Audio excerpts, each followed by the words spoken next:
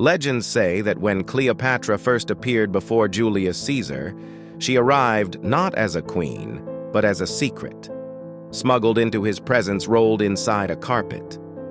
Whether myth or truth, the story captures everything about her: dramatic, brilliant, unpredictable, and determined to bend the world to her will. And for a moment in history, she succeeded. Her rise was not inevitable. It was a gamble played against time, family betrayal, and the unstoppable expansion of Rome. Cleopatra VII was born into a dynasty already drowning in turmoil. The Ptolemies were famous for two things: ruling Egypt and trying very hard to kill each other.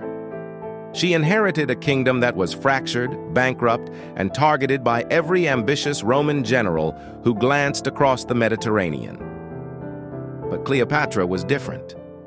While others in her bloodline relied solely on power and alliances, she mastered something far more dangerous: influence. She spoke 9 languages. She knew how to persuade, disarm, and enchant without ever lifting a sword. She understood that survival wasn't about lineage, it was about leverage. When her brother Ptolemy III forced her into exile, Cleopatra didn't fade quietly into the desert. She plotted her return, and she knew that if she was going to reclaim the throne, she needed an ally powerful enough to terrify every rival in Egypt. That ally was Julius Caesar.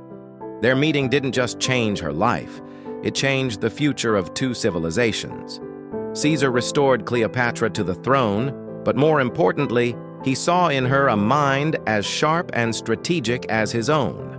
As their partnership deepened, Cleopatra secured recognition from Rome and strengthened her claim as sovereign ruler of Egypt. And then came the twist that almost seemed designed to shock the ancient world: the birth of Caesarion, a son she claimed was Caesar's heir.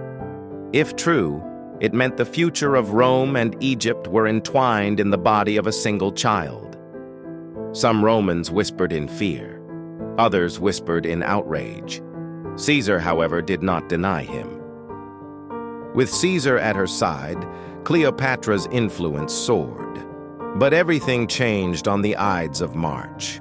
When assassins cut down Caesar in the Roman Senate, they not only shattered the Republic, they shattered Cleopatra's greatest advantage. Suddenly, she was once again a foreign queen in a world that no longer had room for her ambitions. But Cleopatra was not done. While Rome plunged into civil war, she watched, calculated, and waited for the next rising star. That star was Mark Antony, charismatic, powerful, and eager for Egypt's wealth to fuel his campaigns. When Cleopatra sailed to meet him in Tarsus, she didn't simply arrive. She staged an entrance so breathtaking that ancient writers described it as Aphrodite descending upon the Cydnus. It wasn't vanity. It was diplomacy wrapped in spectacle. Antony was captivated, and soon Egypt and Rome were again bound by a partnership that was as strategic as it was passionate. Together, they dreamed of an empire stretching from the Mediterranean to the east, a dream that terrified Octavian, Caesar's adopted son, and Antony's rival. Cleopatra's story became a chess match played on the world stage. She wasn't merely Antony's ally or lover. She was a ruler fighting for the survival of her kingdom against the rising storm of Roman domination. Every coin she minted, every alliance she forged, every risk she took was for one goal: to ensure that Egypt would not become another province swallowed by Rome. But power invites enemies and ambition demands a price. Octavian launched a propaganda war, portraying Cleopatra as a seductive foreign threat manipulating Rome through Antony. Whether true or not, the image stuck. The world turned against her. The final blow came at the Battle of Actium, where Antony and Cleopatra's forces were outmaneuvered and defeated. As their fleet burned, Cleopatra made a choice that defined her legacy. She retreated, not out of cowardice, but because she believed the war could still be won with strategy rather than force. She was wrong. Octavian advanced. Antony crumbled. And Cleopatra, who had outwitted generals and defied empires, found herself facing the one opponent she couldn't seduce, threaten, or outmaneuver. Octavian wanted Egypt, and he wanted her alive, paraded in chains through Rome as a trophy. For a queen who had lived fiercely, whose identity was built on authority, knowledge, and control, the thought of humiliation was worse than death. Cleopatra made her final decision with the same resolve that had guided her entire life. She chose her ending. The details remain debated. The famous asp, the hidden poison, the silent passing, whatever the truth, her final act was a declaration. Rome would take her kingdom, but not her dignity. When Octavian received the news, he found not a conquered enemy, but a legend already forming.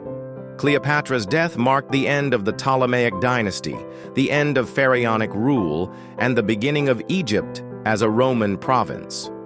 But her story did not fade. For over 2,000 years, Cleopatra has remained one of history's most misunderstood figures, portrayed as a seductress, a temptress, a queen who used beauty as a weapon. But the truth is far more compelling. Cleopatra was a strategist, a linguist, a ruler who held on to her kingdom longer than anyone expected, and a woman who faced the greatest empire in history, not with armies, but with intelligence and audacity. She was the last pharaoh, the final voice of an ancient lineage, a queen who refused to be forgotten. And in the end, she didn't simply lose a war. She shaped a legacy, one powerful enough to survive the empire that conquered her.